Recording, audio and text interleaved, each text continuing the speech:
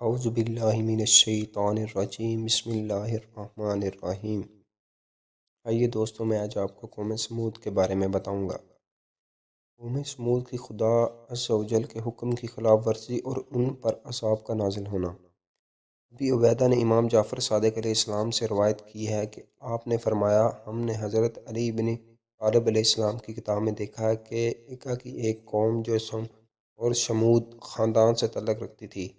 سنیچر کے دن خدا کے حکم سے مچھلیاں ان کی طرف آتی تھیں تاکہ اس کے ذریعے ان کو آزمایا جائے۔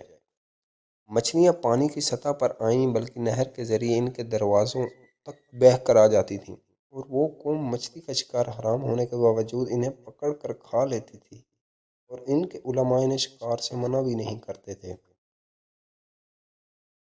نیز شیطان نے بھی ان کے لیے شرعی ہیلے و بہانے مہیا کر رکھے تھے، اور کچھ لوگوں کے ذہن میں یہ بات ڈال دی تھی کہ تم لوگوں کو مچھلی کھانے سے منع کیا گیا ہے، نہ کہ شکار سے۔ اس لیے وہ لوگ سنیچر کے دن شکار کرتے تھے اور پھر دوسرے دنوں میں اسے کھا لیتے تھے۔ ان کا دوسرا گروہ جو کہ اصحاب یمین تھے، انہوں نے اعتراض کرتے ہوئے کہا، ہم تمہیں خدا کے عذاب سے ڈراتے ہیں کہ تم خدا کے حکم کی خلاف ورزی سے بچو۔ اور ان کا تیسرا گروہ جو کہ اصحاب شمال تھے، انہوں نے خاموشی اختیار کی اور اس سلسلے میں کوئی بات نہ کی، بلکہ اصحاب یمین ہی کی مذمت کی تاکہ تم لوگ گناہ گاروں کو کیوں نصیحت کر رہے ہو، جبکہ تم جانتے ہو کہ یہ وہی لوگ ہیں کہ خداوند عالم ان پر شدید عذاب نازل فرمائے گا یا انہیں ہلاک کر دے گا۔ اس گروہ نے جواب میں کہا کہ ہم اس لیے واعظ و نصیحت کر رہے ہیں کہ ہم خدا کے سامنے اپنا شدید گناہ عذر پیش کر سکیں اور شاہ کرنے والے اپنے گناہوں سے باز آ جائیں، کیونکہ خداوند عالم فرماتے ہیں، یعنی ان لوگوں نے واعظ و نصیحت کی کوئی پرواہ نہ کی اور گناہ کرتے رہے۔ اصحاب یمین نے کہا کہ ہم تمہارے ساتھ گزارا نہیں کر سکتے یہاں تک کہ ہم اب ایک رات بھی اس شہر میں نہیں ٹھہر سکتے۔ یہ ایسا شہر ہے جس میں خدا کی نافرمانی ہوتی ہے، اور ہمیں خوف ہے کہ بلائیں تم پر نازل ہوں اور ہم بھی اس کی لپیٹ میں آ جائیں۔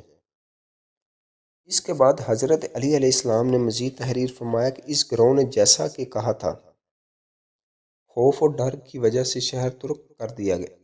اور شہر کے باہر زیر آسمان شب بسر کی جب صبح ہوئی تو شہر والوں کا حال دریافت کرنے گئے تو دیکھا کہ شہر کا دروازہ بند ہے۔ بہت دیر تک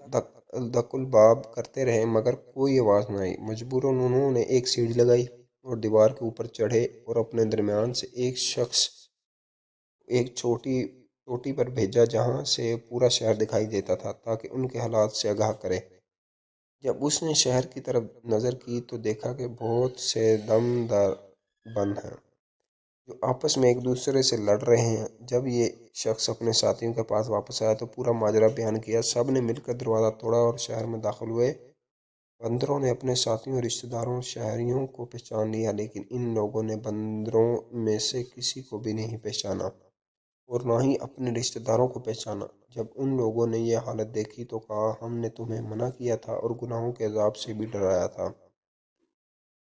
پھر حضرت علی علیہ السلام آگے تحریر فرماتے ہیں کہ اس خدا کی قسم جو دانوں کو زمین کے سینے چاک کر کے نکالتا ہے اور مخلوقات کو پیدا کرتا ہے، میں اس امت میں انہی باندروں کے قوم اور قبیلے والوں کو جانتا ہوں۔ یہ وہ لوگ ہیں جنہوں نے برے کام انجام دینے سے نہیں روکا اور اس سلسلے میں ذرا برابر بھی حیا و غیرت سے کام نہیں لیا،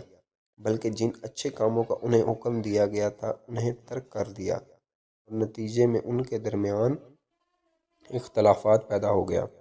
خداوند عالم نے بھی ان کے بارے میں فرمایا،